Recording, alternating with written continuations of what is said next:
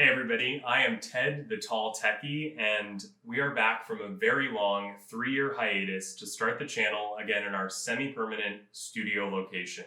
In today's episode, we're going to give you a tour of the studio, and we're going to talk about what you can do to improve your own studio in a very condensed location.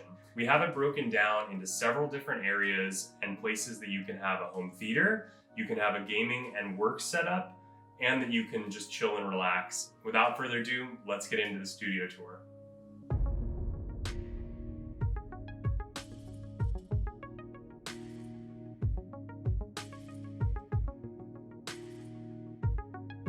So as we dive into it, the first part of the setup that I'd like to talk about is the computer. And we can talk about what's under the hood, but first I'd like to talk about the case. And the case is the Nzxt H1 Case, which is a mini ITX case that I have actually found to be one of the best cases on the market.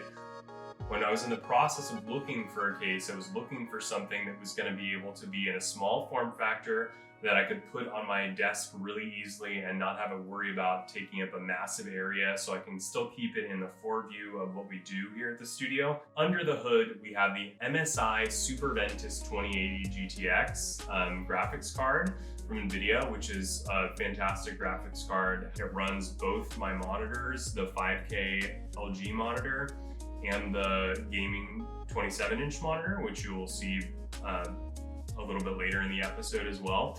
It runs off of the Gigabyte Aorus Pro Wi-Fi Mini ITX motherboard.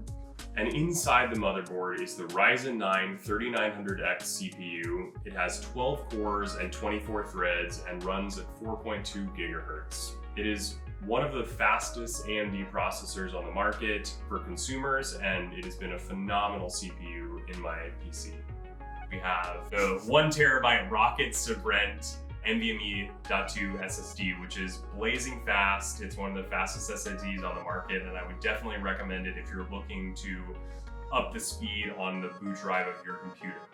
Inside the computer also, we have 16 gigabytes of Corsair Vengeance RAM, which will soon be upgraded, but for now it works just fine. It's 3000 megahertz and it runs like a charm. I can run Adobe Premiere, I can have my 100 Chrome tabs open, and it runs games just fine as well. Heading into the peripherals, I like to start with the focal point of the work area, which are, of course, the monitors. My main monitor is the LG 34WK95U, and that is a 5K HDR monitor, which has been fantastic for doing video editing.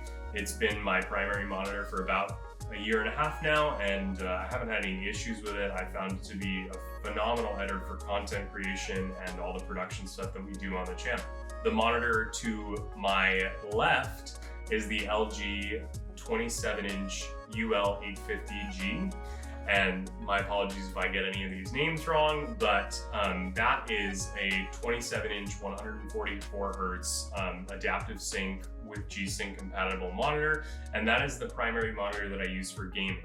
Both of the monitors have their separate uses, but they're both extremely effective at what they do and are fantastic monitors in my experience. Getting into the rest of our peripherals, we'll start with audio, which is the desktop speakers that I'm using. To the sides over here are going to be the Audioengine A2 Plus wirelesses. They're great, they have Bluetooth connectivity, and they're great small form factor speakers that fit on my desk.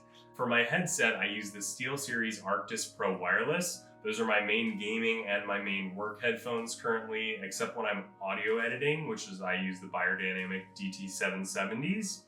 Continuing with peripherals, I use for my keyboard the Logitech G815 Lightspeed keyboard with blue MX switches, and I found that to be my favorite keyboard that I've ever used thus far. As is true with the mouse, which is the Razer Basilisk Ultimate. That mouse has the highest DPI of any mouse on the market, and it has the same feeling to me of one of my previous generation favorite mouses, which I did a review on the channel, which is the Logitech MX Master.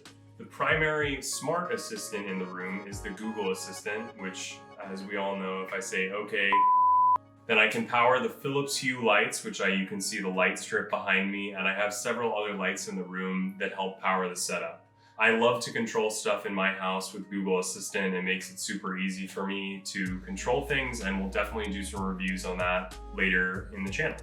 Continuing the peripherals, my almost everyday device that I use for so much of my daily browsing and content and stuff when I'm not at the work setup is going to be my iPad Pro. It's the 2018 third generation model, space gray, and a 256 gigabyte hard drive, and the Wi-Fi model.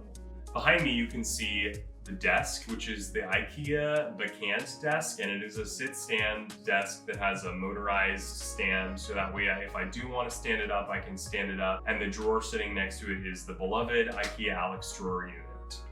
And of course, last but very much not least, and might be one of the most important parts of my setup, is where I sit. And where I sit is in the Herman Embody chair in black.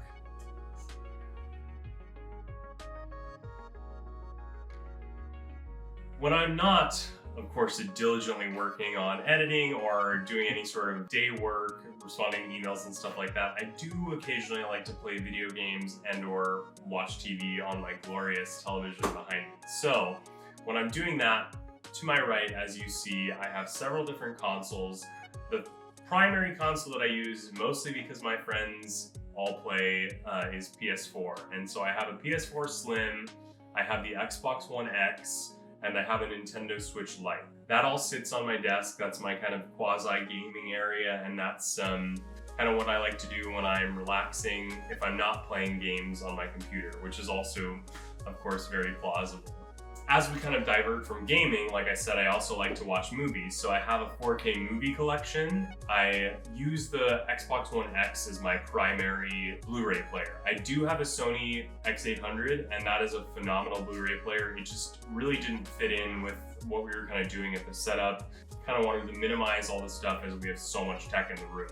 As I said before, I do like to relax and watch TV, and the TV that I watch that you can see behind me is the 65-inch Sony A8F OLED. The quality is unparalleled. I've been super happy with it for the last 2 years. It is definitely where I like to sit and veg and watch my Netflix or Hulu or anything like that.